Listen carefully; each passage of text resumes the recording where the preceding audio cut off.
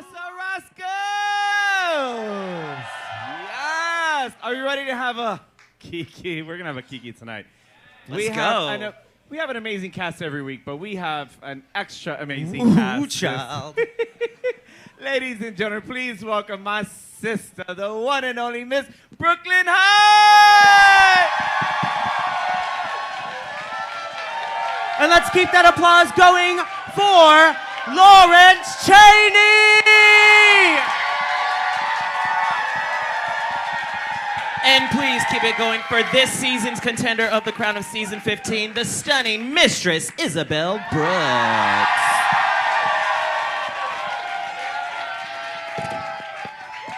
Yeah. Baby, you gotta tiptoe in the kitten heels, okay, bitch? Get into them. Yeah!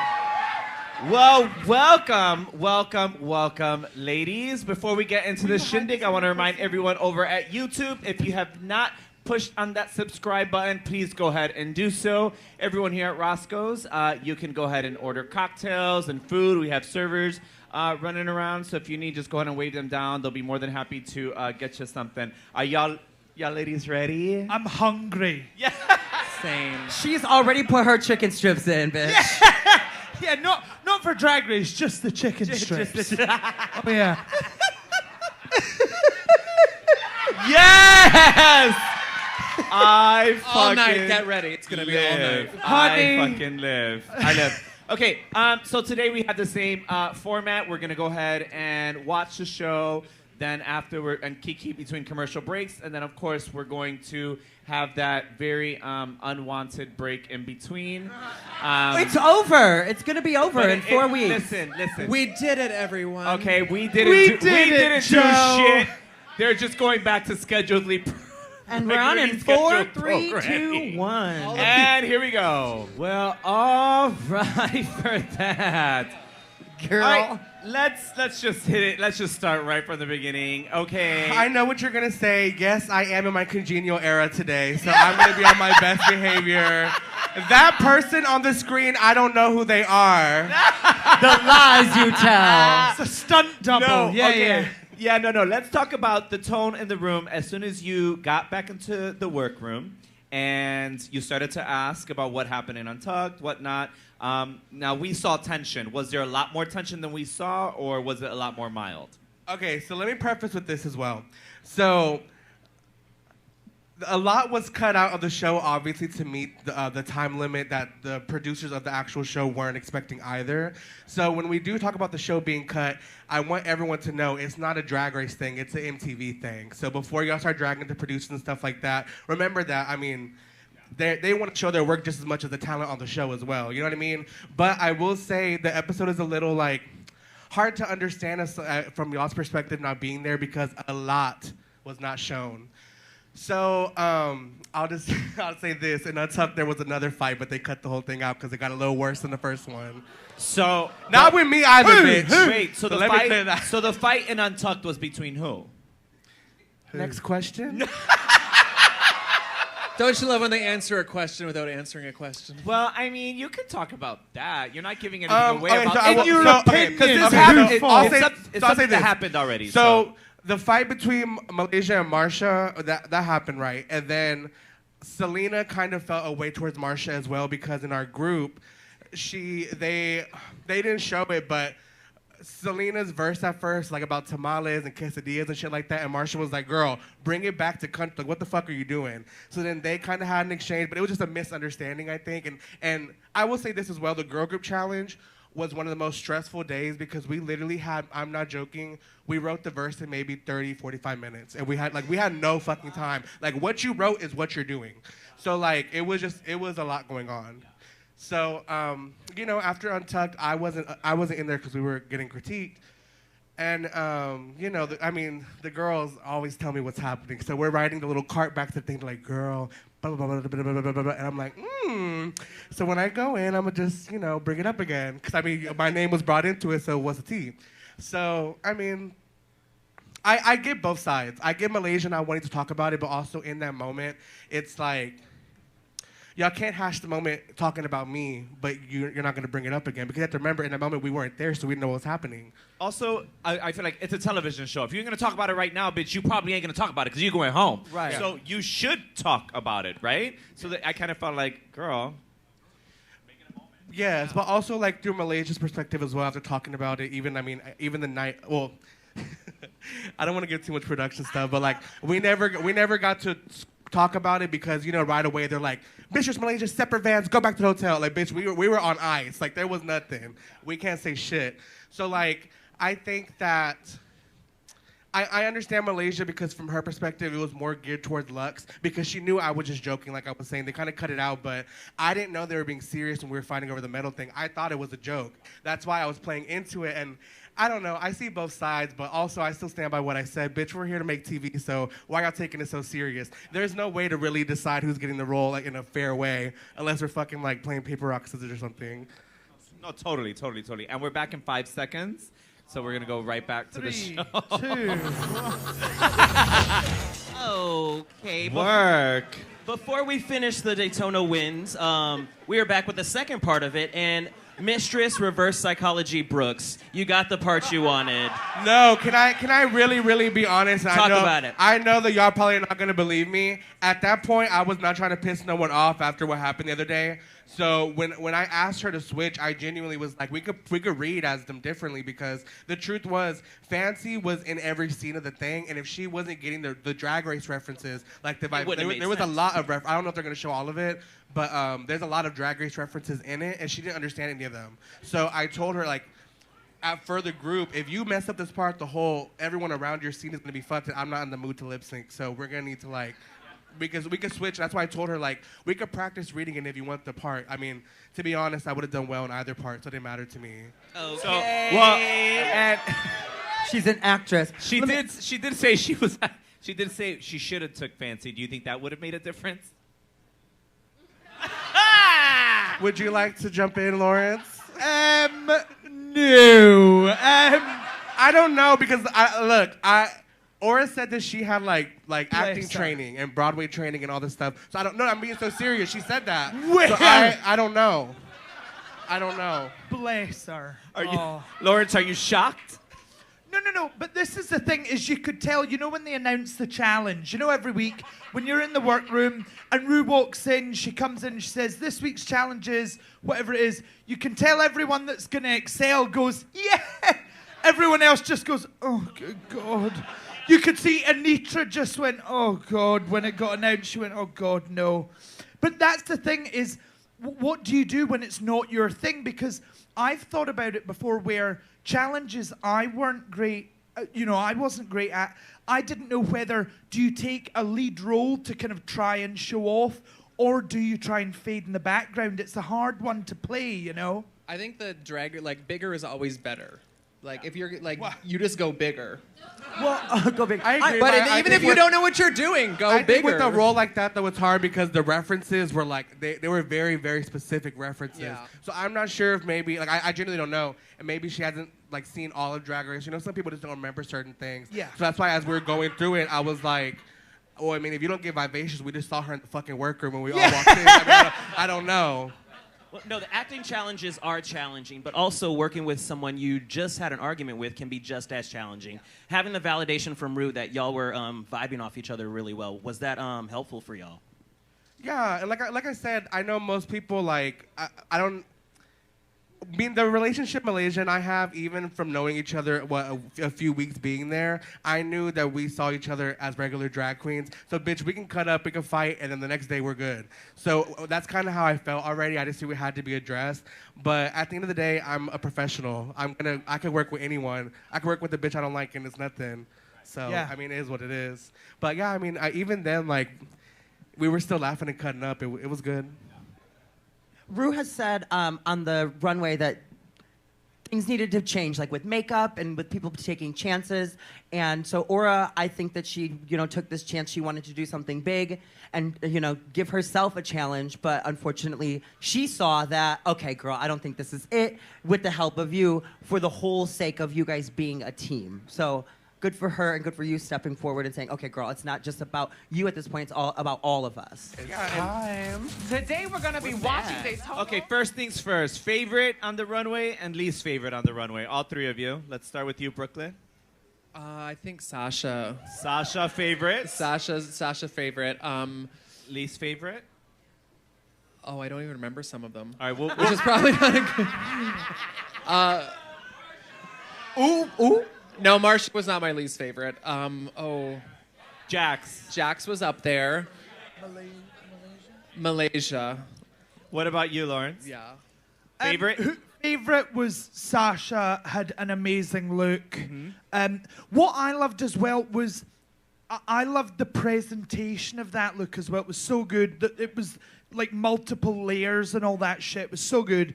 And then least favorite outfit wise, Marsha, unfortunately, because it wasn't erect enough. It wasn't puffy. Do you know what I mean? It should have been really puffy. It should have been erect. You know. What about you, Mistress? Mistress, what about you? I want to encourage everyone to go to mistressisabelle.com, get your shirt. Just dropped a new shirt today. Other than myself, I would say Sasha definitely tore it up. I think Sasha was amazing. And also, we got to understand how big that fucking ball on her head, that shit's heavy as fuck. So maybe her neck was about to snap off. I like the auras, too. I loved your runway. Tell us about it. Who made it? Ruben Azaza from Houston. He's one of my designers I work with. He makes a lot of the stuff I wore on the runway. He made this as well. Puffer's hard for a big girl, because we get as much suitcases as the rest of the girls and to fit all that stuff. So I wanted something that could be like easily compacted, but also I didn't want to wear like a big jacket because then you lose your shape and it's like a lot going on. So I kind of wanted to play with making it more like, kind of like showing more skin and things like that. It's actually so funny too because I have this little part of my stomach out and I don't know if to show it, but on the runway, they were like, oh, I love how you're also showing body positivity. I was like, ooh. I was like, I was like, who said that? Girl, I literally was like, brutal. Yeah. Well, I have to say, you definitely bring drag to this runway. I love it. Over-the-top drag, and you definitely give it all the way from Texas. I do. And I do have to say, your paint is one of the best paints on that runway. My God. You paint all the way for that back row. I absolutely live. And it's blended, bitch. But yeah, it's still soft. It's It's so- like painted but soft. But It's- blended. Yeah. it's No, I perfect. absolutely love.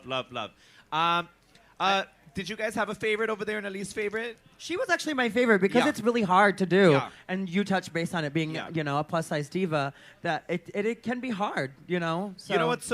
Go ahead, Caramel. Between Mistress and Lux for me, those were some really eye-catching looks Yeah. that I enjoyed. You know what's so ironic to me is that one of my favorites and least favorite, Mistress is one of my favorites together with Sasha's, and my least favorite was Marsha. And we're talking about size and how challenging it would be. And Marsha being one of the smallest ones, had one of the worst smallest looks. costume. Right? You know what I That's mean? what you It's so packed? ironic. Yeah. Right. It's so ironic that one of the smaller girls, and look at, she totally I feel like missed the mark on it. Yeah. I feel like a lot of the runways, though, too, like I was saying this a couple weeks ago, I feel like they don't have like a team to go through and help them edit their looks all the way fully to like 5 the seconds. execution. So, yeah, you definitely do, bitch. You know, you got the You eye. can tell that there are a lot of young queens. Okay, Mistress, you have to let us know. Was that as surprising to you guys on set as it was to us right now with Danny? yeah, so the thing is, we actually filmed that part first because I guess he had to go or something like that. So right when we started setting up, we hadn't even started yet. That's when they surprised us, and I was like, oh, what the fuck? He was so good, though. It was so fun. This was actually one of the most fun I had on set for like my entire experience. But this was also like the longest day we were in heels. I want to say we were in heels for hours. And bitch, I was wearing kitten heels, but Sasha, everyone else were shaking their fucking legs. We were in heels like hours. Mm-hmm. Was there a lot more to the scene, or was there a lot cut out, or was this pretty much what you guys rehearsed? They cut out a little bit of, just a little bit, but I think what would have been more fun to see is how we got to this, because the challenge, we had a script and everything, but it was a lot of improv. Like, Ru was kind of just, when some of the girls weren't catching on to what was on the paper, Ru was like, basically throw it out the window, let's just like have fun. So that's why some people excelled a little more than others. And yeah, I wish it would have been more fun to see, like, because Ru was like basically like playing, we were his dolls for that day. He was placing us where he wanted us. He was like, say this, and he was just having so much fun. So, yeah. Did you guys have fun working with Ru? I did. I can only speak for myself. No, I think everyone did. It was a really great experience because also at this point in the competition, I want to say this was kind of our first chance to really get to work with Ru outside of him just judging us on the panel. So this is like our first time getting to really like play with him. Did you ladies get a chance to work with Ru? And if you did, like, how was it? Not really like directly like that. He never directed my season for like a challenge. He was when we did the televangelist, he was way back in the corner, like back in the studio in like a hoodie. He looked like Darth Vader or like a Sith. He was literally just sitting there in like the dark watching us. But he never Michelle. It was always Michelle or somebody else. We never worked with Ru directly on anything. Yeah. Yeah, I don't think on my season we worked directly with Ru on anything other than like Snatch Game. You know what I mean? That's kind of... Yeah, it went well for both of us, Brooke. I wonder why I blocked that out. Yeah. Who did you do for Snatch Game? Let's not go there, honey. Let's not go. I did Celine Dion. Yeah. No, but I mean, I've got to work with Ru like after the show, and you get bits of magic with Ru. And Ru is so funny. She's got so many. You know, I think we all underrate her with these like, fuck her, I hardly know her jokes and all that stuff. I think she's got a big funny bone. You know. Yeah, I worked on Christmas Queens, that movie we did. We had a scene with her and. She was just completely started ad-libbing and doing whatever she wanted. And she was fucking hysterical. Like, she just went off on this tangent. And we were all just like, okay. But it was amazing. Like, she is very funny. Yeah, and also, like, I mean, I guess I'll have my little moment, too. This day was really special for me as well because, like I said, it was such a long day of doing everything. And it was a lot of improv. So, like, the scene I shot with Malaysia was like the third scene, I think. So a lot of girls went before us, and I mean, he went back and forth with Spice about the ants for like at least an hour. No, literally, he was like, stomp the ants like this, and we're like, and I'm like, daughter, stomp the fucking ants, come on, bitch.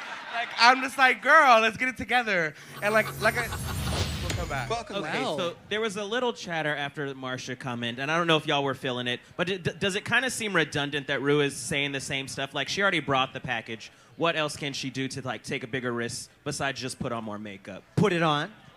Same with Spice as well. Saying to someone halfway through the competition, oh, well, you're literally giving us the same thing. I guess in the presentation you can change up totally, but like, I've only got the outfits I've got. Like, what the fuck do you expect me to do? Cut them up and glue them together again? Do you know what I mean? Like, it is, and especially, like, we all know on the stage how long the days are filming Drag Race. So it's just so like, come on now, Michelle. Do you just have to say that? Like, are you paid per word? Do you know what I mean? You know what I mean? It's. Well, No. But PPW. Like, people like Charles Dickens were paid per word. Do you know what I mean? So Michelle could be on another form of contract. Do you know what I mean? So let me ask you this, let me ask all three of you this. Do you feel when they're do you think it's fair when they say that you're giving me the same thing? Like, do you think they're sticking to their aesthetic and who they are as queens, or do you honestly think they're giving you the same shit over and over again? I think it's a mix of both. Like, someone can be themselves every week and we love it. But yeah, I totally get for Drag Race. Like, I love purple, but I went into Drag Race and I was like, they are going to kill me if I wear purple every week. So you just don't do it. You know what I mean? So, well, I mean, not every week. Raja who did it and they love it. Do you see what I mean?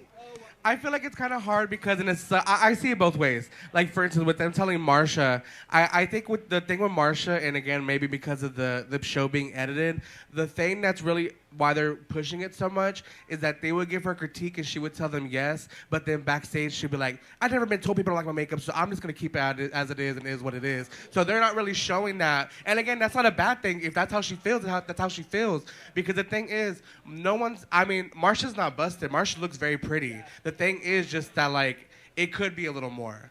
And I think that, now, especially after the show, you can see she applied the critiques. Marsha looks sickening now. But, But with Spice as well too, like I remember being on stage for the critique, and they were like, "Oh yeah, every runway, you do the trot," and I was like, when we got back, I was like, "You walk like that every time you go to the runway? Like you literally and she was like, "Yeah, it's my thing," and I was like, "What the fuck?" I was like, daughter, please go and like walk regular.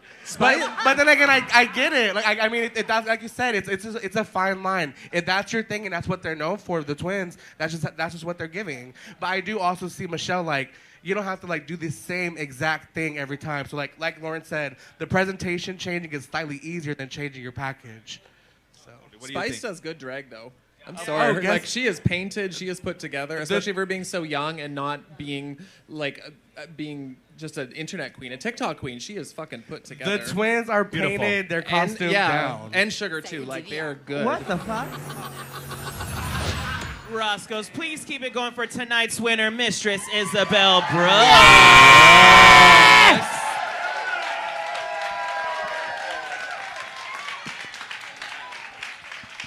Yeah, this episode really meant a lot to me. I remember getting back to the hotel and I like literally cried because I was like, I wanted to like tell my drag mom and I was like, ugh, like I wish I had someone to talk to because I know the other bitches were mad. They still are. By the way, when is your drag mom gonna get on RuPaul's Drag Race? That needs to happen. Y'all make some noise for the legendary Chevelle Boom Boom Brooks. Listen, it's in the works. Let's just say that. I'm putting the good manifestation that when she's ready to come through, the boom boom's coming through. Trust me. And we're from the family. We're trendsetters. She set the bar for the plus size entertainers and entertainers. Period. And I hope to follow and carry on that legacy. So that's the whole point for me. I think people are kind of. I know I'm different for the Drag Race franchise. I know they haven't had a lot of outspoken people like me, mainly because the fans have kind of pushed people into feeling they have to fit in a certain box and act a certain way. But for me, going to Drag Race, I wanted to show authenticity because the truth is, Drag Race is a reality TV program and it's fun, but this is gonna live beyond us. When we're gone, hopefully people will look back on this, and I would know that I had a piece in queer history. So, no tea. Yes, Diva. Absolutely. All right, well, the show is over, so we're going to do our little Q&A and ask some questions to all these lovely ladies up here. So get your questions in the audience ready for these three lovely divas up here. But I want to start with you while we get this going. What has been your favorite part of this so far, this whole journey for you? So it's funny because when I went to Drag Race, even when I got the call, I remember they called me and they're like, "Oh, you're gonna be on Drag Race," and I was like, "Okay, cool." Like I wasn't like, "Oh my god!" I was like, "Okay," and I remember I hung up the phone and I was like, "This probably isn't real. They're probably gonna call me back and tell me it's not gonna happen." So then when I went and everything was filmed and everything said and done, I remember coming home and I was just like, all the girls were like, "Oh my god, our lives are about to change, X, Y, and Z," and I remember I was just like, it's just this little thing we went and did. I felt like it was like a pageant, you know what I mean? Because before I went to Drag Race, I had like 2,000 followers on Instagram. I did drag professionally in Houston. That was my full-time career. But the Texas scene is very different. We don't have RuPaul girls. It's very, very different, very traditional. So getting the love on social media, and I know, especially with the whole Instagram thing and all the other bullshit, it's easy for people to think that I get all this hate, but I really get a lot of love, and I really appreciate everyone who shows me all the love. Y'all mean the world to me, really. And, for me, the best part is not the likes and comments, it's all the social media shit. That really doesn't mean anything to me. For me, it's meeting every one of y'all in person when y'all come to my shows, when we get to meet and greet and just share a moment in time. That's what really matters to me, and that's the best part of the whole thing. So, I love that. And it's so true. It goes back to like, you touching base about traditional. Like we talk about it a lot. You know, the social media queens and the queens that have been around girls. You know, dressing room talk and all that chat. So we definitely see that in you. That you are a people's queen for sure. And I want to piggyback into kind of same question. You know, because I think it's different for everyone. With Lawrence and Brooke, your experience with Drag Race, what was the best part for you and your probably most significant takeaway from being on Drag Race? Getting my own show. That was kind of the best part for me, though, like for real. Yeah, I went in there's no expectation. You never know how it's going to turn out. As you know, like you walk in the door and all bets are off. There's no guarantee about anything. So yeah, besides that, I think just getting to the end and finally being able to break through and like get out of my pageant mode and just being able to finally at the end have a little bit of fun and like chill out a little bit, because that was really hard for me to do, was probably my biggest takeaway. For me, I know I kind of looked at it as with the filming days, I saw that as the competition. I didn't see it as we were filming a TV show. I kind of thought the cameras were there to document it. But, you know, I took the moments. Like, I've not fully watched my season at all yet. You know, because I think kind of watching yourself's a bit cringe. Like, like, I wouldn't be able to do this, like, fully watching an episode, because there's bits I'd go, oh, good God, I can't stand. Oh, why was I wearing that? Why was, you know, there's all this sort of stuff. So, you know, one of my favorite moments is all the added things. I've been able to travel. I've had a book. I've been able to, you know, tell my shitty fart jokes and do that horrible RuPaul laugh to so many people. Do you know what I mean? And I did not expect any of that. Do you know what I mean? And that I think is how you truly win in the people's mind and in your mind as well, because if you know, okay, yeah, I filmed that, but I don't expect anything from this, what is handed to you is just a plus anyway. Yeah. You know what I mean? I think another thing, I think one of the greatest gifts that the show gives you, it gives drag queens the opportunity to make a good and decent living for what they do. And that goes for any artist artists across the board are severely underpaid in any kind of field. And especially drag, and I think we've all been doing drag long enough to know, like, you start at $100, $150, then you get on TV and it goes up a lot higher. And that's such badges. 1, 2, 3, 4, sometimes 5 6. if you're lucky. Yeah. By the way, can we talk about you tonight winning that challenge? You've won more than me, you bitch. Yeah, you won. You lucky bitch. $5,000. Yes. Yeah. How does that feel? I mean, when you won that challenge, do you think like, oh my God, the money, or oh my God, RuPaul just told me I won a challenge? No, like I said, like for me, I'm not joking. For me, everything's about prestige and the legacy. So for me, winning, I don't give a fuck about the money. Like the money doesn't mean nothing to me. I need it. I'm a broke bitch. Buy the shirt. But in that moment, the money didn't mean nothing to me. It was the fact of winning, and also like they didn't show it, but. So before I recorded my scene with Malaysia, everyone was struggling. It was really like kind of awful, just because I think everyone was stressed. We didn't have time to read the lines. I don't know if we're supposed to say this, but we didn't have enough time to read the lines, so they had a teleprompter, which made it worse that the girls wouldn't know the words because they're literally reading it off the screen. So I remember like after I recorded my scenes and I was just throwing ad libs and like Ruth said, every scene I was changing it because I saw that that's what he was enjoying from me. So like. I remember he stopped and he was like, all of y'all look at her. This is a star. And I remember I was like, in that moment, of course you love it because like, you're finally getting the attention, but it's kind of also like, it's hard. It's hard being at Drag Race. And I know like a lot of people like to cut up and kiki, and yeah, we love to read and about the show, but any bitch who steps on RuPaul's Drag Race is a bad bitch in my opinion, because it's a lot to put yourself through that. It's a lot to not know where your career is going with it, how people will perceive you. So even though, that's why I always say I can make fun of them. Those are my sisters. I know them. Like we cut up that way. Yeah, I wish the fans would kind of like realize it's a lot to go through. It's hard for everybody. And it's a lot to go under a short period of time. Like, you know, it's just you're thrown into this kind of, you know, and you deal with it by yourself, right? Because you're in this room by yourself. Yeah, it's a lot, and a lot of factors go into it because you have to kind of imagine too, the production aspect. They do everything to ensure that we have a great time. We have all the resources we need. But of course, when you want to make sure you're good at the challenge, you're gonna prioritize practicing other than sleeping. When you want to make sure you look good for your runway, you're not gonna eat because you want to make sure your body looking right. You're not bloated. Stuff like that. So like, there's a lot of other factors that play into it that the audience has no idea unless you've been through it. It's a lot. See, on the American seasons, I'm really interested to know, on Drag Race UK, we were only allowed, say, an hour and a half, hour 20 of assigned makeup time. But we could take... How dare you? Say it into the mic next time, you whore. can tell. Yeah.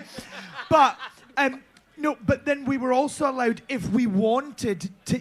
We were allowed to use the hour lunch time that we had afterwards to also do our makeup. So we were all like, yeah, we're not eating. We're going to be using the most time. So was that the same on America? That's kind of the same deal as well. I mean, of course, they have like union things they need to follow. So there's like a lot of legal things that they have to follow. But of course, they will be like, okay, this is your lunch. You can't move, and we're fucking sneaking off doing what we need to do. But on that same note, like I said, I want to explicitly say production provides us everything we need. But like I said, you as a person do what you think is best. But like, I remember even on this runway, Michelle, my only critique was you have a little bit of a fit problem because like the panty was a little big, and I literally told them, I go, yeah, it's because I haven't been eating.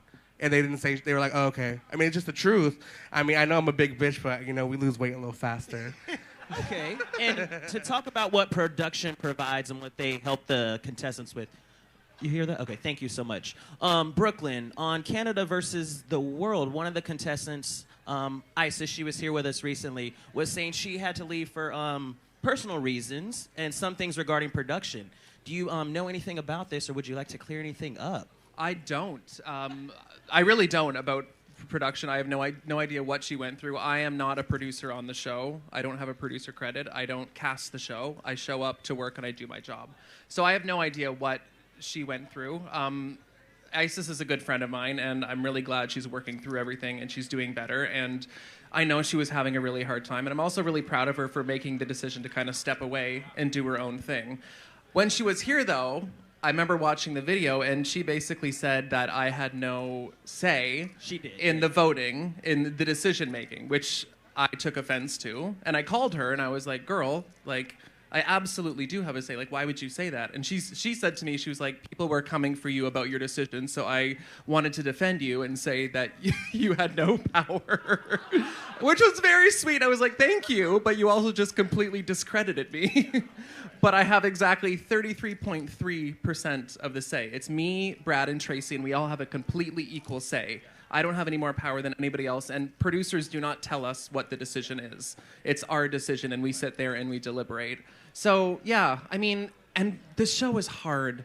It is hard, and it's kind of supposed to be. That's how you make good television. If it's easy, it just wouldn't be as good. The drama wouldn't be as good. Like, it's a reality TV show. Now, can I ask you this?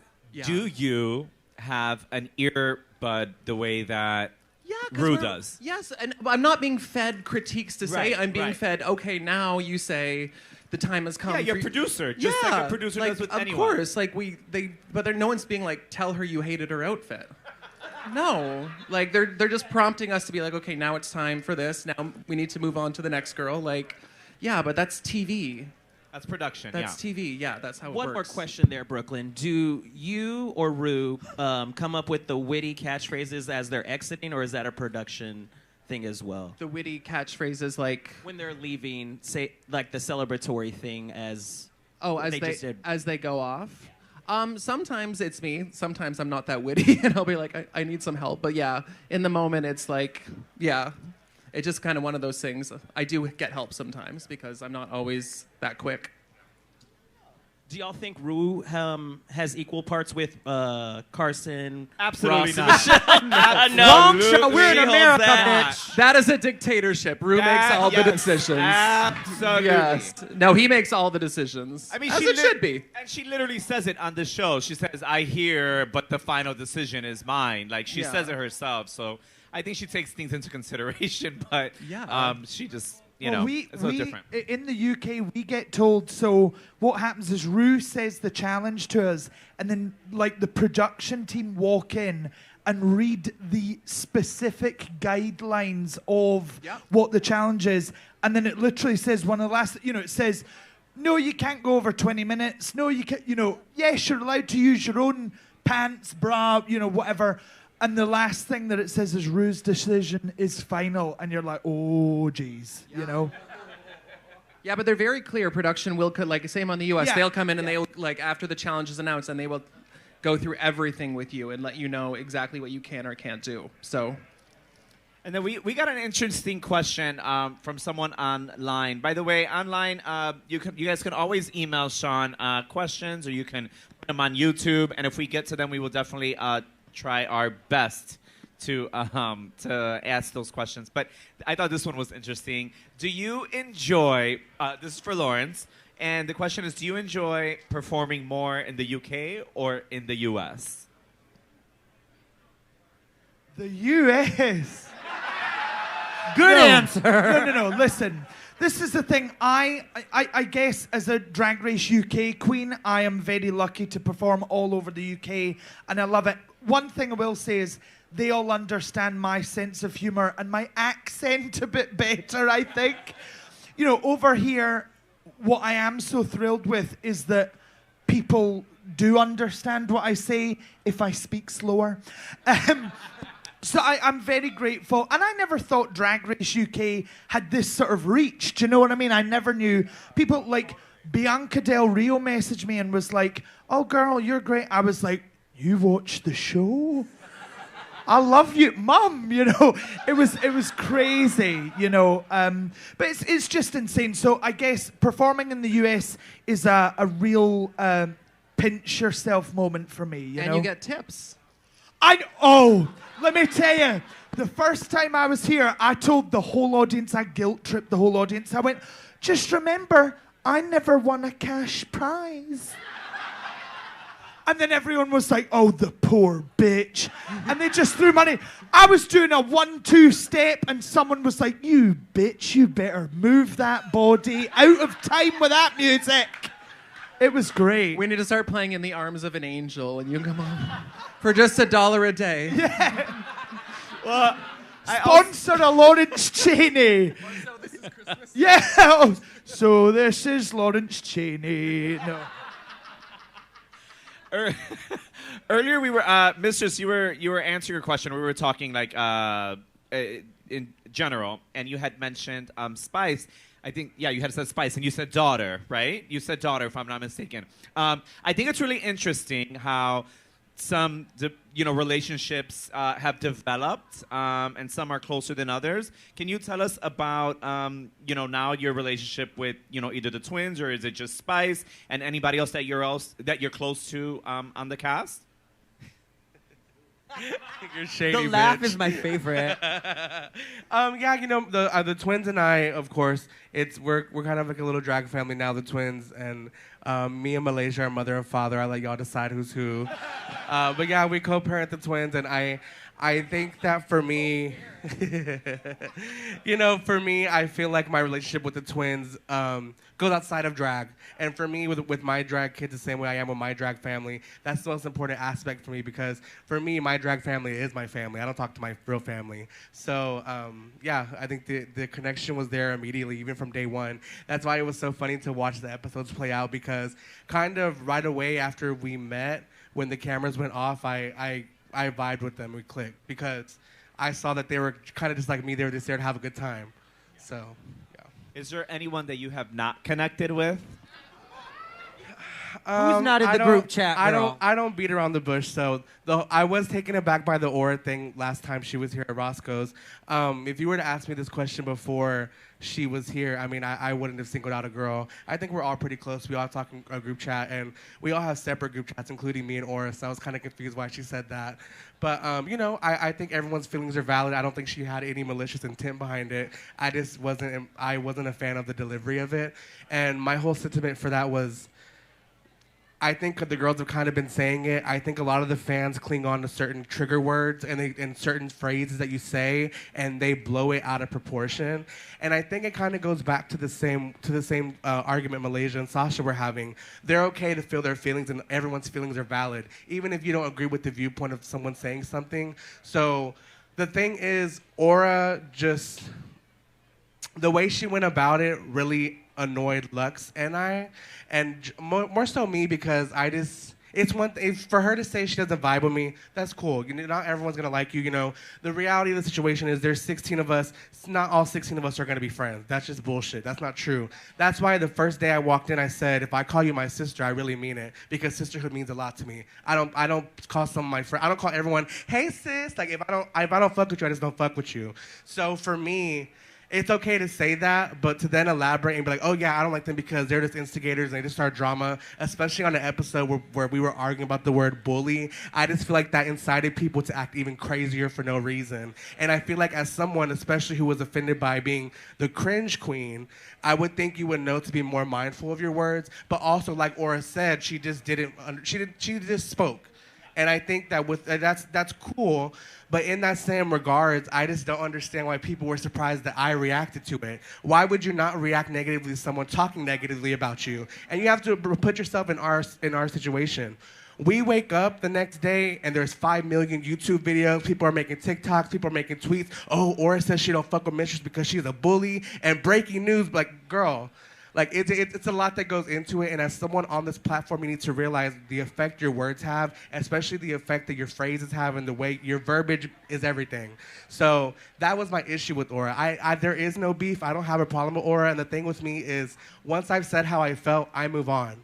That same night that I went off about Aura because I was upset, yes, I'm human. Of course I'm going to be upset, because also, that was just out of nowhere. We do talk. So it's no tea, but, you know. And I'm glad that you mentioned that, because it's one of the reasons I know that people are still confused with the fact that we don't allow recording here, and allowing people to use and for people to use, you know, our content. And that's one of the reasons, because they go ahead and they post shit and they clickbait and they say, Aura came for Mistress. And what she was doing was expressing how she felt. Like you just said, her feelings are valid. Yeah, so it's really important that you mention that. And that's one of the reasons that we don't allow people to record here and take the content, et cetera, et cetera. And now, with that said, go ahead. In that same regard, too, another reason why the whole thing was just upsetting to me was because I also have just been very, very annoyed. And again, this is not to single just Aura out, but she has been someone who every episode makes a tweet and posts a note app about something. So my thing is, like I've been telling, like for instance, here's a prime example. My Instagram was banned 3 times. I never said shit till the 3rd time it was banned, only because people kept asking, people were thinking I was blocking them. Like a lot of the rude girls like, why'd you block me? I was like, bitch, I don't have an Instagram. So like, like the thing is, I feel like, just let things play out, because just like this, people are bitching about the bullying thing. The next episode, me and Malaysia resolved it. So if y'all would just shut the fuck up and watch the show, it would make sense. So it's like, so true. It's so true. Yeah, and it's hard, and I get it. You know, I'm not gonna. It's a show. I look at Mistress as a character. I take myself out of drag and I just laugh at myself. Y'all saw. I just laugh because it's funny to me. It's fun. It's at the end of the day, we're all good. Even when all this shit was happening, we would get off camera and it's good, for the most part. But that's what really upset me too, because I was like, you know, I think a lot of the girls are igniting the fan base even more, especially with Aura, like one of the weeks put. They're cutting out so much stuff. Like, y'all would get to know us better if they showed everything. Yeah, bitch, we would all love for all the episode to be shown. But what does saying that, like, what's that gonna fix? You're just making people more riled up. And the truth is, a lot of the girls complaining that they didn't get no screen time were just boring as fucking person. That's just the truth. Oh my God. No, that's just the truth. I think also in people's head, like, they think... I think a lot of people... No, really, and look. Well... And let me explicitly say, I'm not just talking about Aura. I promise you I'm not. Whoa! Who else? Oh, wait, hold on. Who else did make good TV? Hold on. Who else? You know what's so funny is that We weren't thinking you were just talking about Aura, but now that you I'm said it, I'm clarifying. I'm just No, clarifying. go ahead. I'm clarifying, but really, like, I think that in people's head, you know, it was a lot more effective than what it actually was. And I say that as someone who can take myself out of being me. And that's what kind of upset me whenever she was saying that I was an instigator just starting drama. Because for me, being on the show, like I said, I wanted to give an accurate representation, but I also wanted to make sure that our season was not boring. I wanted to make sure people are going to enjoy watching our season. I want people in the future to go back and watch our season. I don't want it to just be like, oh, we're all sisters, we're having fun, because that shit, I mean, that's not how it really is. Y'all bitches all hate each other off camera. So let's please be realistic. And like, and I didn't like the girls. It upsets me when the girls say that, because I'm not the sweetest person. I'm not the sweetheart. I am a bitch. Whatever the girls say, believe it. But also in that same instance, like, You keep it real. No, and I don't like when people say like, I keep it real, because I feel like people also use that as an excuse to be a cunt. And like, for me, I guess what I'm trying to say is what I did on the show, while yes, that was real and it was having fun, I also feel like I put myself to the forefront of knowing the reception I would get for the betterment of the entire season, because I wanted the girls to have fun. I wanted the girls to poke fun at me. I went in every day to have a good time.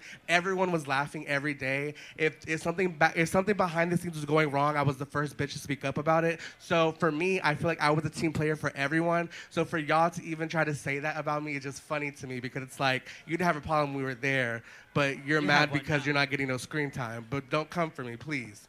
You know what I mean? Like, totally. But you hit the nail right on the head and not even trying to be shady, but you hit it on the head. It's like the reason that they're engaging and doing the most with it is because there's nothing more to them in that episode or whatever the case, and that's why they're really engaging. You know what I mean? There's nothing there of substance, so that's why they're doing that. And like I said too, like, and I'm not trying to give like a fucking miscongeniality comment. Like, I have respect for every girl on my season. I think every girl on my season is talented.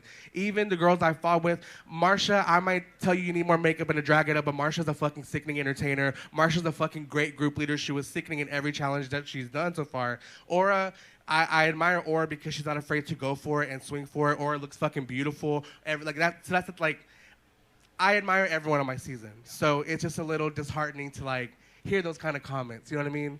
Yeah.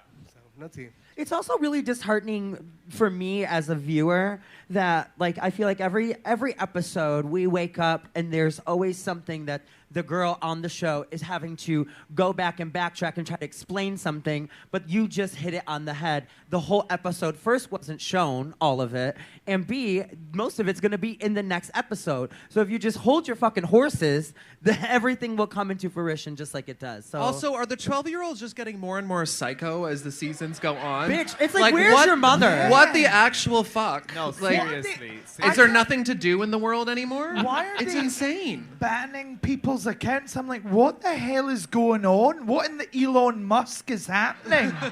Do you know what I mean? You know, like, statistically, Drag Race right now is at its peak. They had the most viewers they've had. So can we get a round of applause for the MTV girls and the producers this season?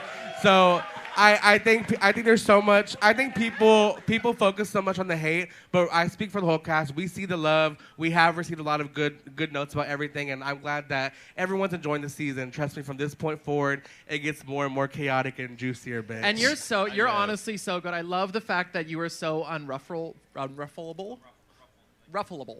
But like nothing gets to you, and you read and you're just cool as a cucumber and like calm, and you just take it and you let nothing faze you, and I think it's so sickening. Yeah, and it's like I said, for any of you who follow me on Twitter, you know I do my legendary Twitter spaces at night with whoever's up, and it's like I said, and like I want to say this first. I'm very, very grateful for the opportunity to be a Ru girl. It is life-changing, and it means the world to me to be given this platform. But in that same breath, I'm not going to change who I am and what I stand for and what matters to me. I'm not going to sugarcoat anything or not be authentic for the sake of being PC or like being liked by everyone. If all this ended today and I went back to being a local girl, trust me, I will be just fine. I did drag full time. I mean, that's just the truth. I did drag full time. Clearly, I have not missed no meals. I live downtown Houston, 3-bedroom house. Bitch, I'm unbothered. So it's nothing to me. And that's why, like, and that's just the truth. Like, it sounds crazy to say it like that, but I liked my life before I went on Drag Race. When I sent in my tape, I literally sat my phone down and I said, why am I America's Next Drag Superstar? I mean, you see it. If you want someone to win, I'm coming to win.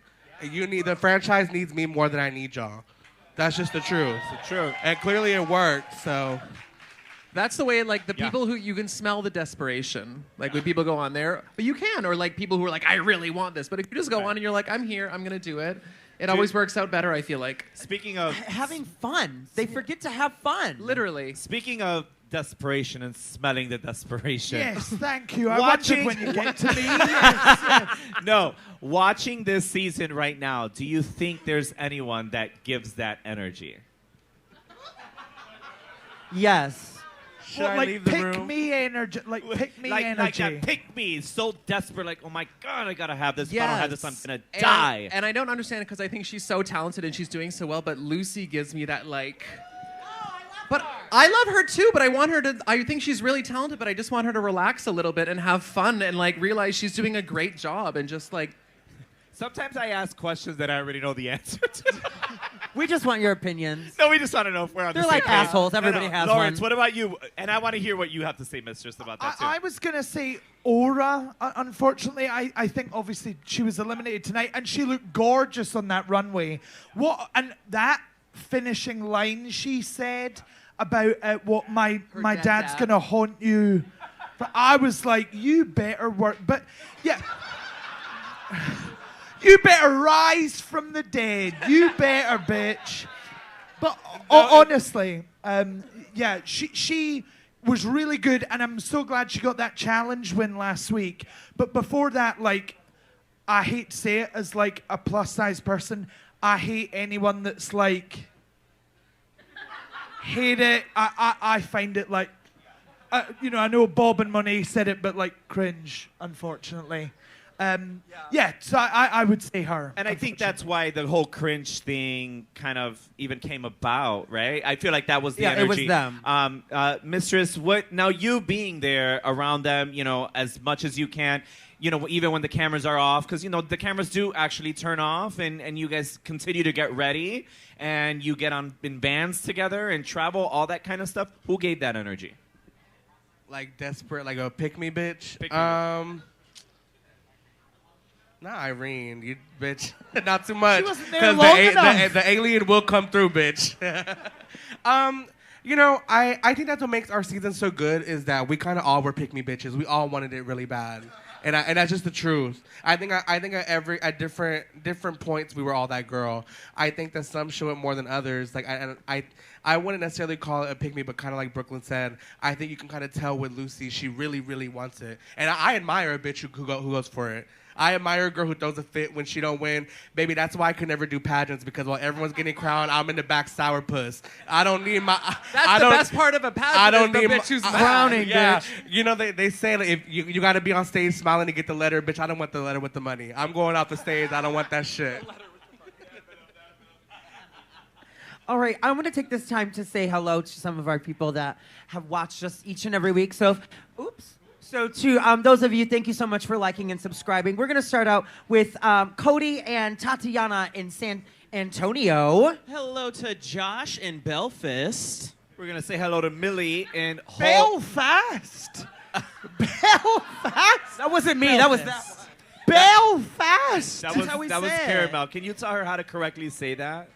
I mean, I don't know if I can judge anyone for how they say things. No, Belfast, that's Ireland, right? Correct. Yeah. Belfast, yeah. Belfast. I think that's how you say it now. We're gonna say to hello, Millie in Hull, UK.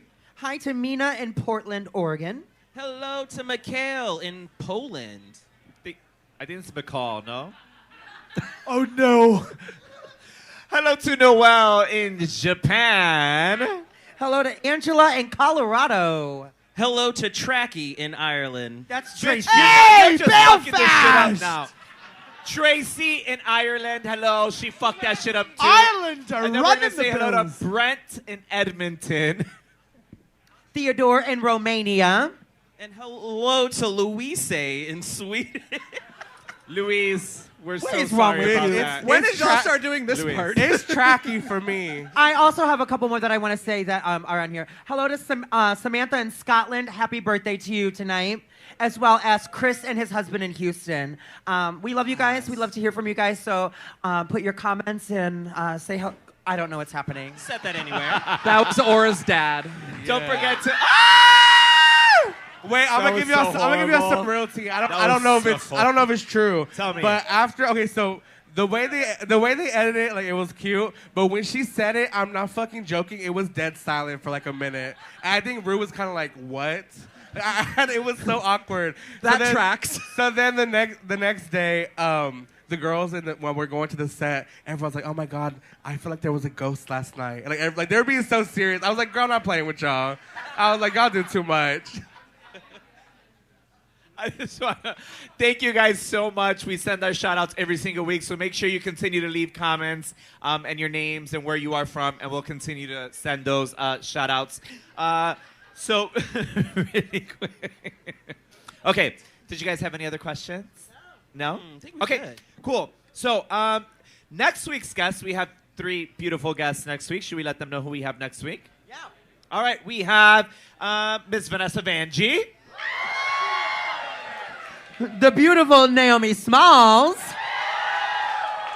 As well as this season 15 contender, Jax will also be here. Y'all, listen. Y'all stop. Y'all better clap for Jack. She's Y'all amazing. fucking. Look. I got into a tiff one time with a queen because No, she you was you. listen, because she was upset that no one clapped for her, and I pointed it out. Cricket. And then she got mad at me when I said crickets. But listen, I will say this because I'm sure Jax watches this. Next week when this is packed and sold out, it's packed and sold out with people that want to see Jax. Okay? So Jax, if you're watching, don't you dare get discouraged like that stupid idiot queen that Nate, give me your fucking microphone. wait, She's talking about Ross. And since I She's know this is talking going to about be Ross. reposted to Reddit and Twitter, don't forget to visit Mary. MistressIsabelle.com buy your shirt. Please, can we get a zoom in? And donate to Lauren's oh my God, that would be charity fierce. trust. No. Do we have zoom in? Do we have that on our camera? Do we have a zoom in thing or no? Oh, they zoom on Can we- themselves. They're gonna zoom. You could zoom in. Okay, can you frame your chest really quick so that's where we're gonna zoom in right there. Yes. Ow. Also, I do want to piggyback and let you guys know that tickets sold out in 32 seconds last night. so you have to do it like really quick. Are they Set already your on sale? alarms. Or are they sold out already? Next week's are sold out. Next week is sold out already. 32 Thank y'all for seconds. coming. We'll see you standing again next week.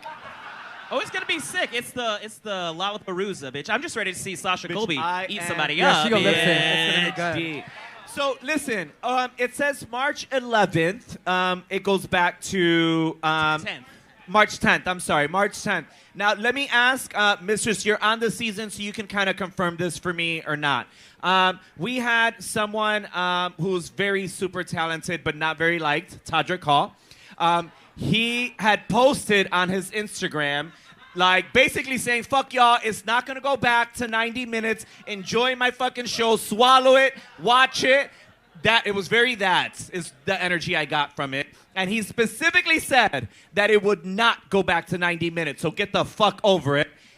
Now, was that a true statement, and did it after the reception that this other show got, or the plans that this was 6 episodes only was going to go back to 90 minutes? What is the story? I think this can be answered very simply. I don't think he has any position at MTV, so I don't know. So basically, he's talking out of his ass because he never knew what was going to go on. I don't know. I don't follow him. I didn't know he made that. MistressIsabelle.com. Yeah, I don't know. I didn't see the post. Okay, but do you know, was it supposed to go back to 90 minutes? Is that something that was scheduled or no? From my knowledge, no. I think it was the fan reception. And that's why also I said that earlier because, MTV and Road of Wonder have done a great job of providing resources for us as the competition goes on.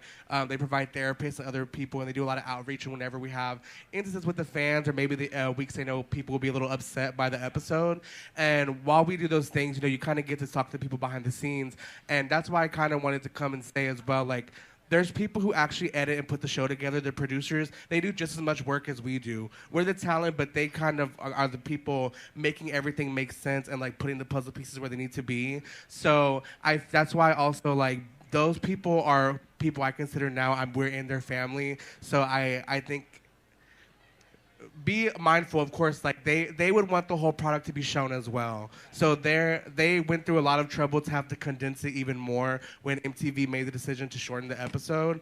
And like I said, I don't think it's anyone's fault except for like MTV, but also they of course have their reasonings why they did it. So I mean, it wasn't in their plans to do any of this, so they're scrambling just as much as we are trying to figure everything out.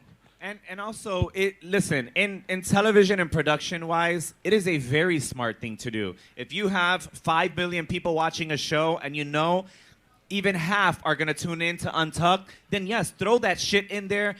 But like I said, when you force the gays to do something, they will not do it because they are forced to. They fucked around and found out. And exactly, and they really did. Now, what's so bad about that, and if anyone ever at MTV is watching our little YouTube gig. This is not little, first of all.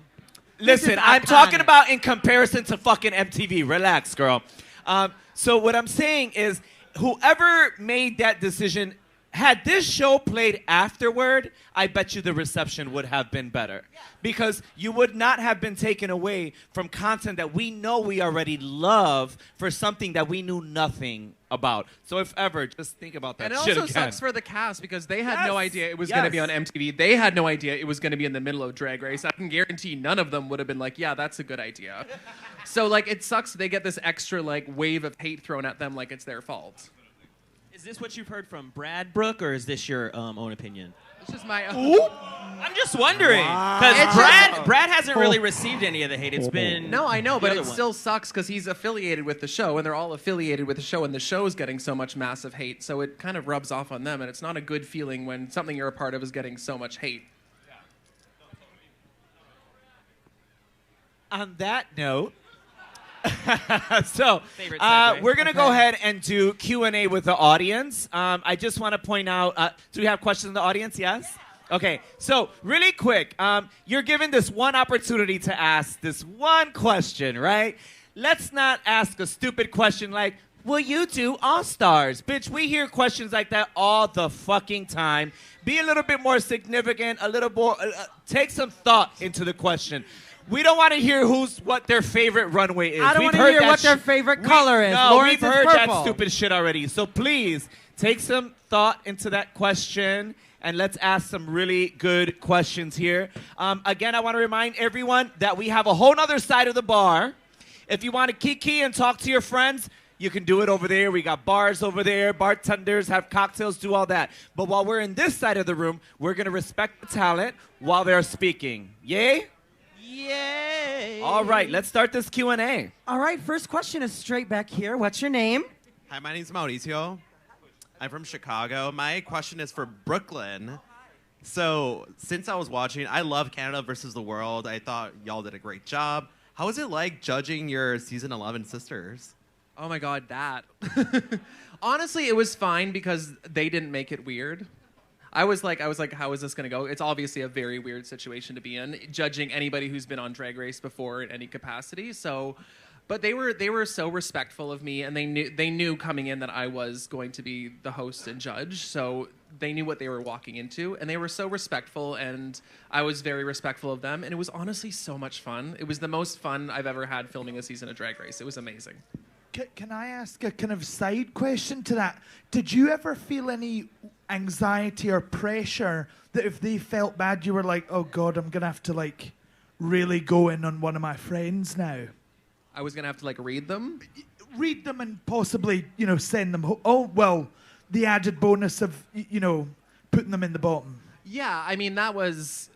Yeah, obviously that is anxiety. It brings up anxiety, but I mean, again, they knew what they signed up for. They knew it was a show, and that's an absolute possibility. And they were, again, very professional, very respectful of my role and their role. They knew what they were getting themselves into, so it never played out that way. There was no sour feelings towards me on set. All right, we have another question over here. State your name. Hey, my name's Erica. I'm from Chicago. This question is from Mistress. I think, like, the Drag Race fandom can be really shitty, particularly the Queens of Color, Fat Queens. You know, you have done a really amazing job of deflecting that. What about your mentality lets you do that? So I always tell people, like, of course, I speak about my story on the show, and there's a little more to come as well, so I don't want to indulge too much. But, you know, I come from a place where I haven't had a lot of support in any aspect of my life. So you learn to depend on yourself, and you learn to see yourself for what it is. And I think for me, like, I've already hit rock bottom before in my mind. So once you've hit rock bottom, there's only going up. So there's not really anything anyone could tell me that really affects me, because really the only opinions that matter to me are people who I envision my life going similar to theirs, or they're in a position of power that maybe I respect them. And also I think I attribute a lot of that to my upbringing as well with my drag family. Like I always say, my grandmother collects his Davenport, the matriarch, the head bitch of all the Davenports, bitch, all over the world.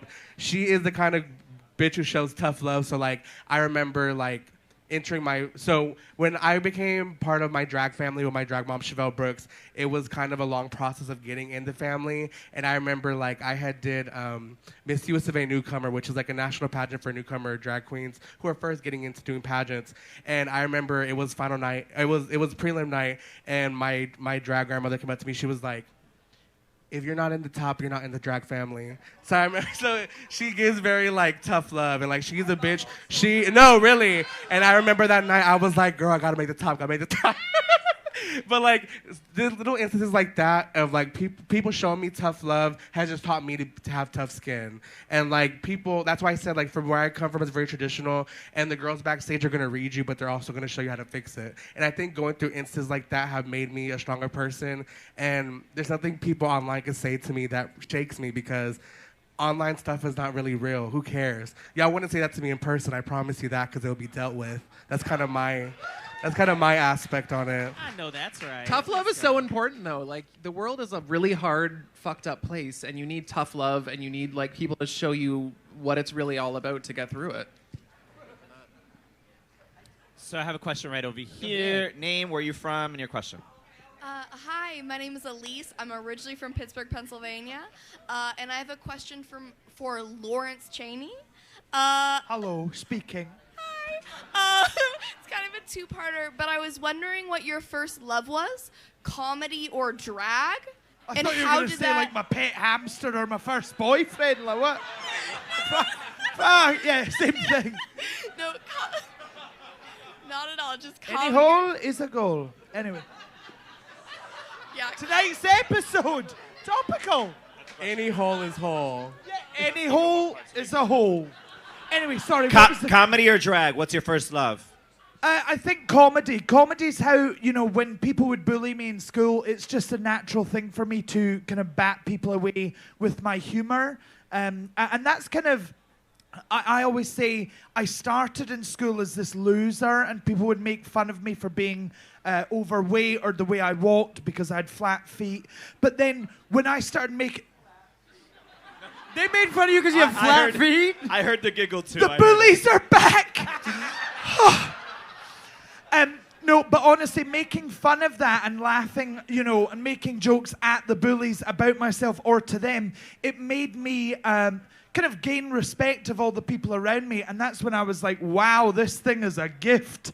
And then the kind of drag makeup and all that kind of just fell on me. Do you know what I mean? I just... I fell on it.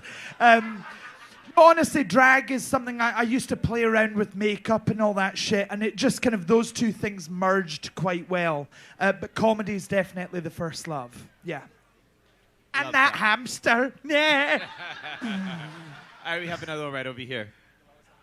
Okay, since we have some continental winners, I wanted to know, we just had a All-Stars winner season. What if we had a continental winner season? Who do you want to see?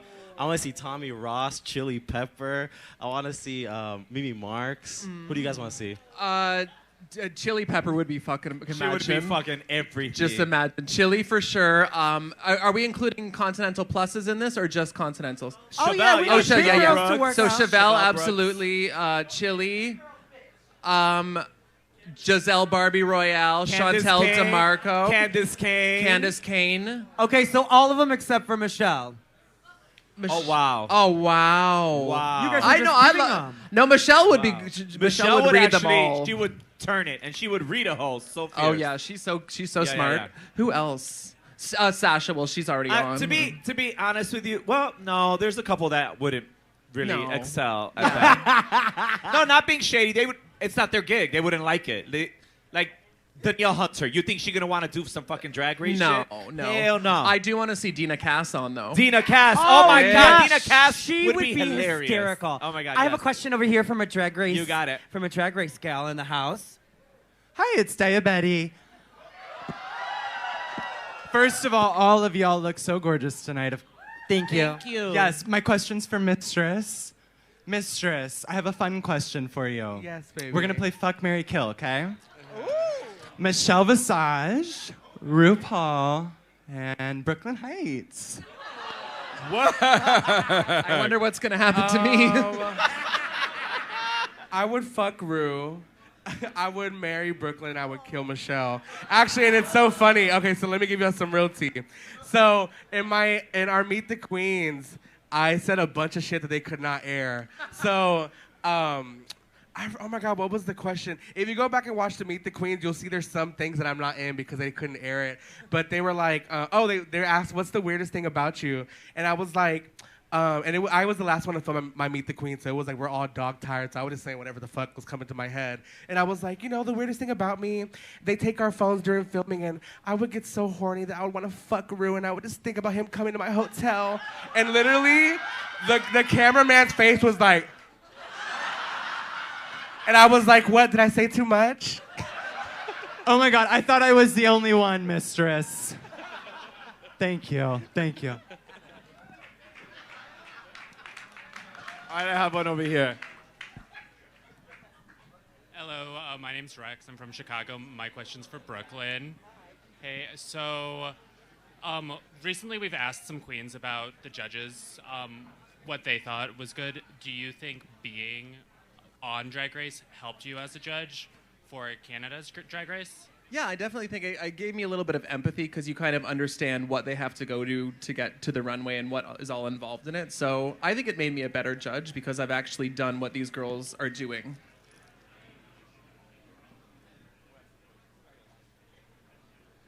Oh, he did leave. It's like one of those pauses in that thing.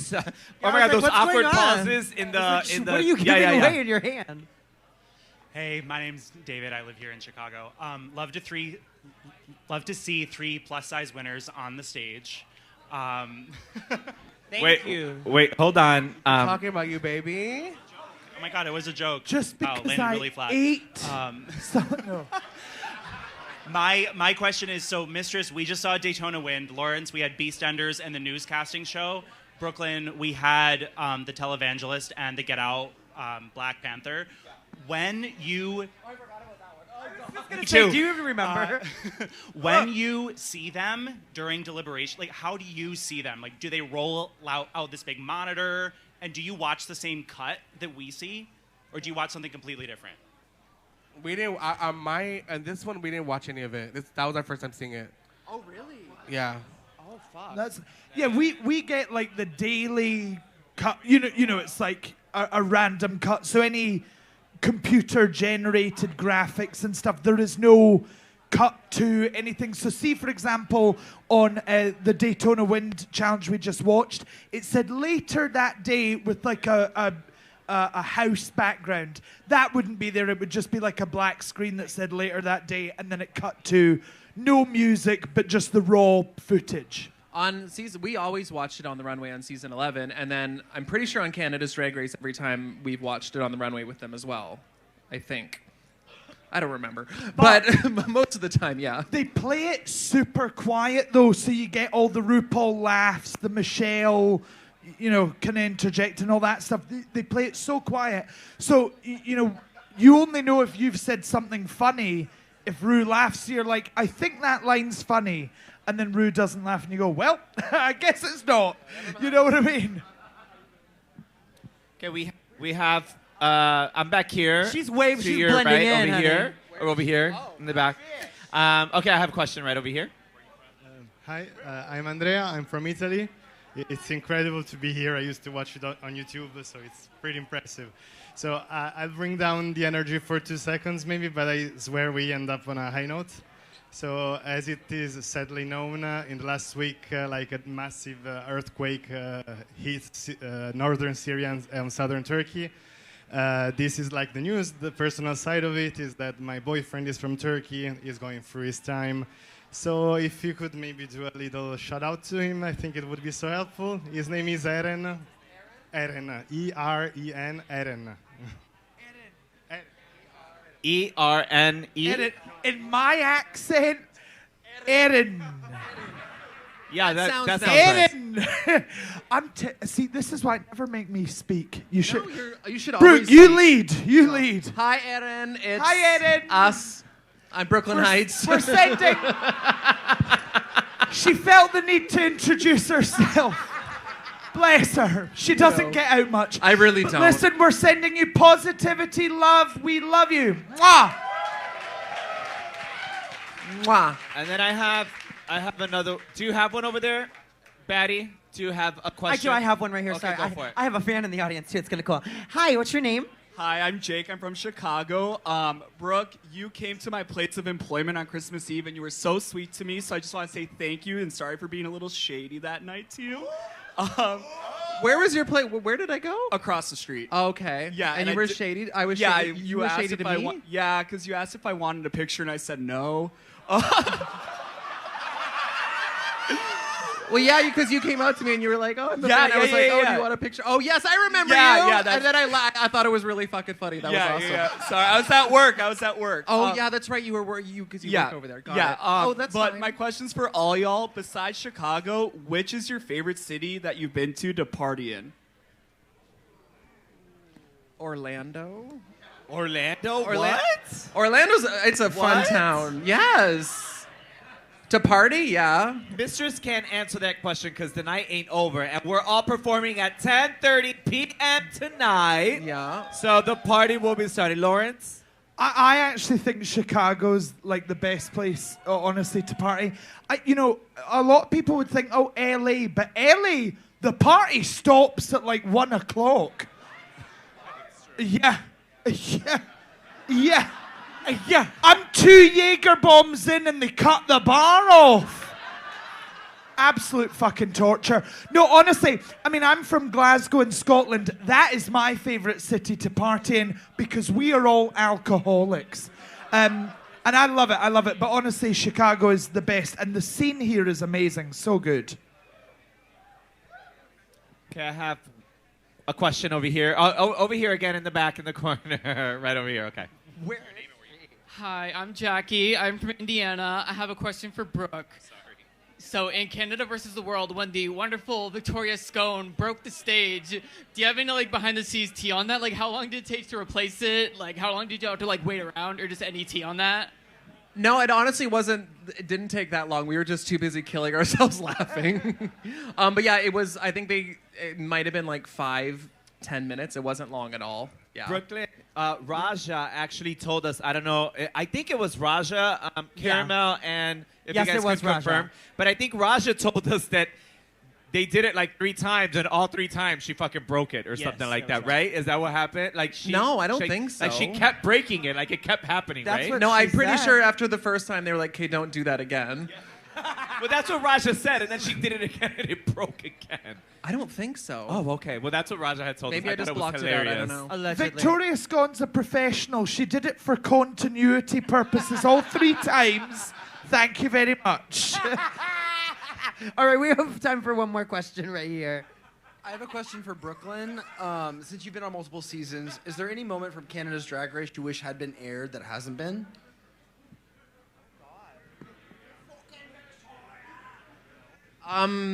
Any moment I wish had been aired that hadn't been. Honestly, yes. More of it was one of my favorite Snatch games ever, but more of Rita Baga's Snatch game in her original season when she played Edith Piaf, because it was in person. It was so fucking funny, and they didn't use a lot of her best moments. And same thing with Isis Couture as Donatella Versace. There were so many more moments that they did not use that I wish had made the cut because they were fucking brilliant. And we don't have much time for any more questions, but I do have this one question because it really only takes like one word if you can think of it. Brooklyn, this is for you. Has anyone ever gone home and you're like, I disagree with this 100%, this person should not be going home right now? On Canada's Drag Race? Yeah. Or even versus the Canada versus the world. Anyone that you've judged.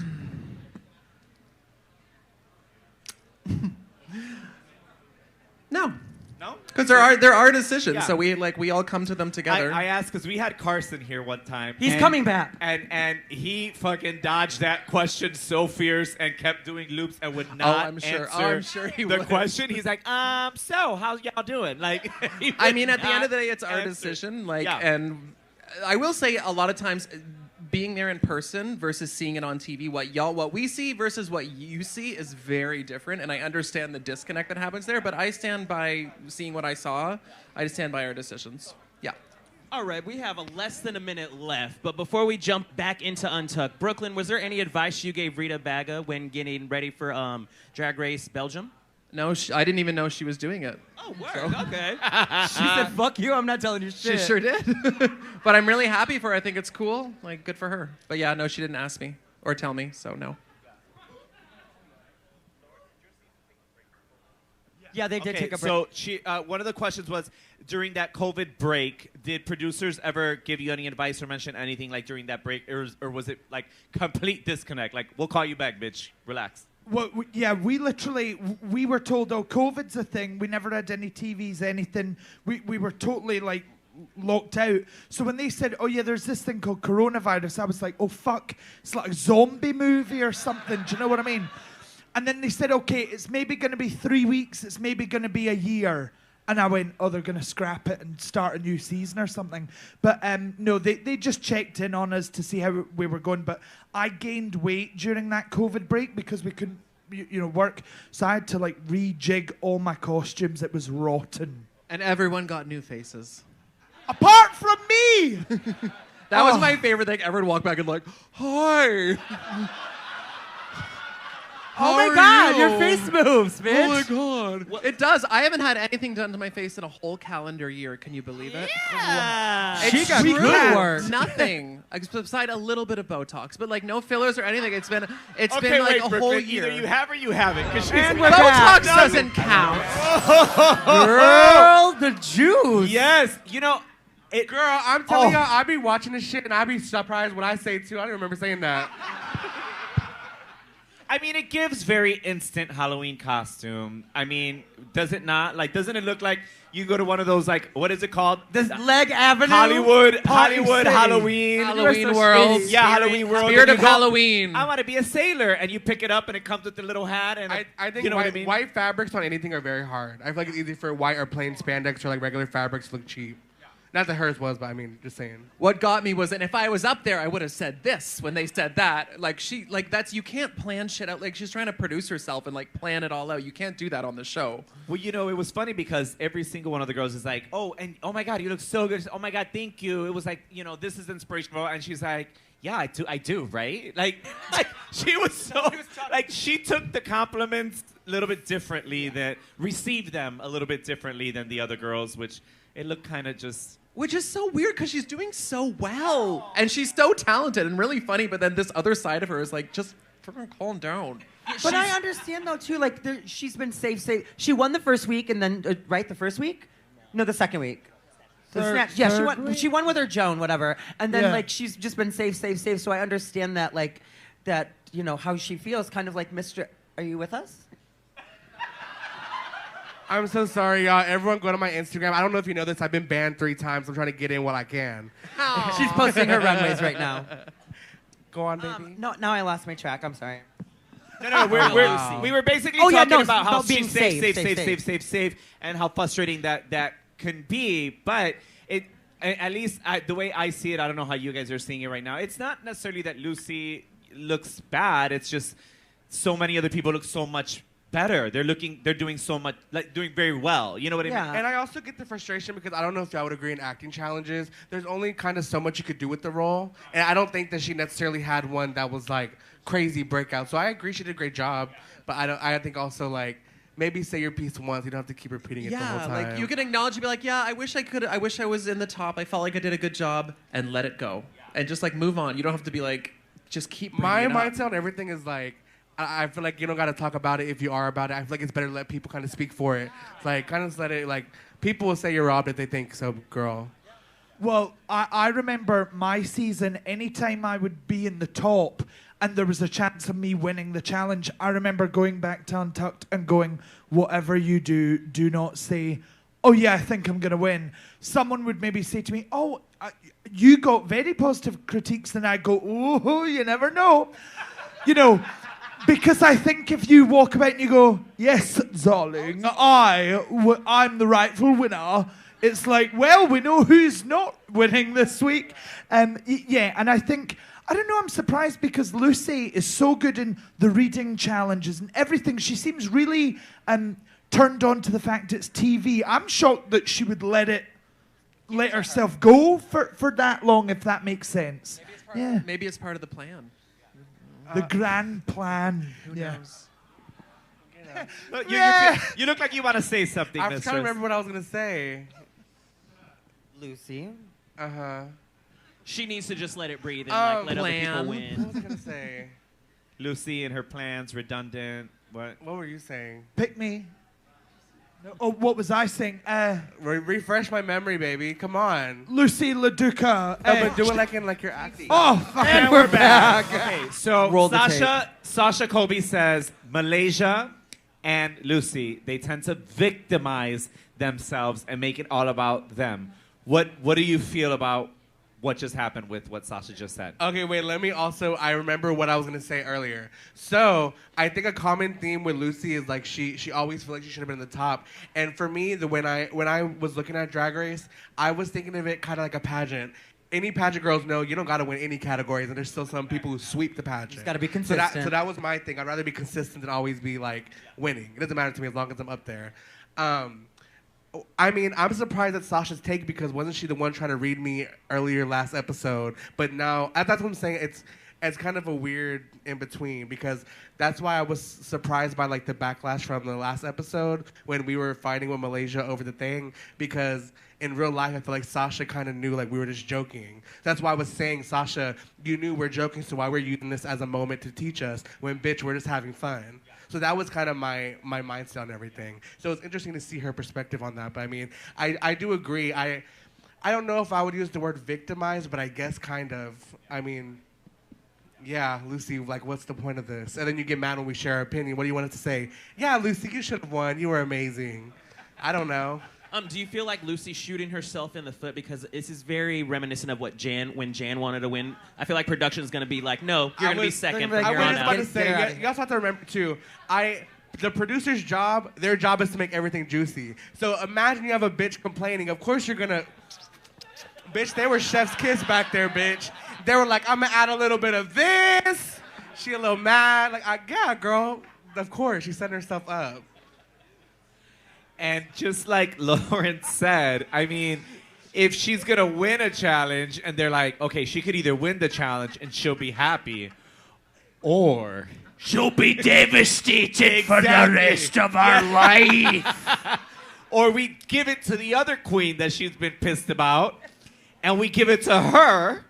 And then now this bitch is not only upset at the fact that she lost the challenge, but that she lost it to her. You know what I mean? But again, also let me say this. This is a prime example of what I'm talking about. everyone in their confessionals were saying how annoyed they were with Lucy. Why am I the bad guy for saying it? I never understand that. Bitch, we're all thinking it, so just say it. She's gonna see it anyways when we get home. So it never makes sense to me. It is true. Just fucking put it out there, right? Okay. Okay. Roll untucked cameras in the workroom. Oh, we're back. Copy. All right. Let me ask you this, Mistress. Who's been your favorite person to compete against? I would probably say Sasha. I feel like being there, I kind of knew she was gonna bring it. I know she sees it as a pageant as well, and I know she's like gonna check all the boxes. I actually knew she was gonna be there before I got there because that's my drag mom's best friend. So I knew a couple girls, but yeah. So I had heard that she was gonna be there, and I had told my mom, I'm like, Mom, is Sasha gonna be there? And she's like, oh no, girl, she ain't gonna be there. Don't worry about that. And then like as I'm getting on the plane, she's like, oh yeah, you'll see your auntie. Y'all be fine. I'm like, fuck you and fuck her. But yeah, no, I love competing against Sasha. I feel like she made it feel competitive because I remember like even the first day, like Marsha had laid her stuff out, and like a lot of the other girls too were like, unpacking. And I remember I was like, if you've ever competed in a pageant with a Davenport, they play mind games first, bitch. So I remember I just like laid all my beads on the floor. I'm like, oh yeah, this little beaded gown. They're like, what is that for? I'm like, oh, I just brought it, like just extra in the stuff I have. And I remember like I'm unpacking, and then Marsha's like, I've never seen drag like this. Like, what? This is crazy. And I go, yeah. This is just like how all my stuff is. And I remember just being a bitch just to be a bitch. And that was kind of like the same way why I started to like Malaysia, because I could see she was like, we were just playing.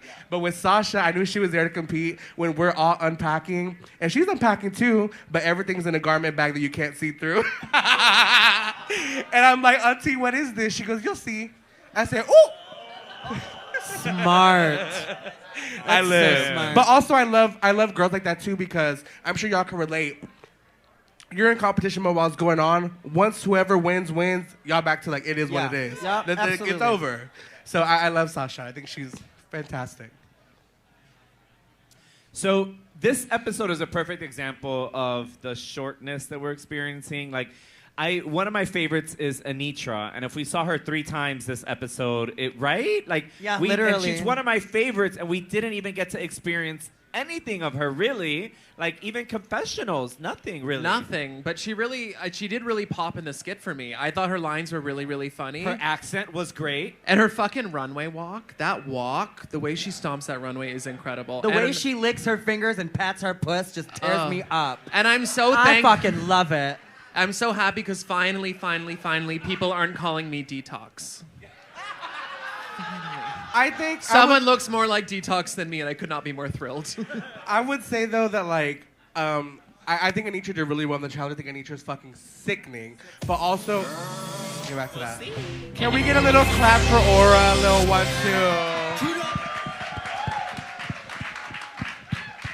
2. She on the show. I mean, regardless of whatever she said, I think Aura still is very talented. Aura is beautiful. She was my station partner. That bitch has some sickening drag. So, there's always all-stars, bitch. She's gonna get her some real acting classes and all the other shit. But, I love that she said real ones this time. Ladies and gentlemen, did you have a good time tonight? Yes, we did.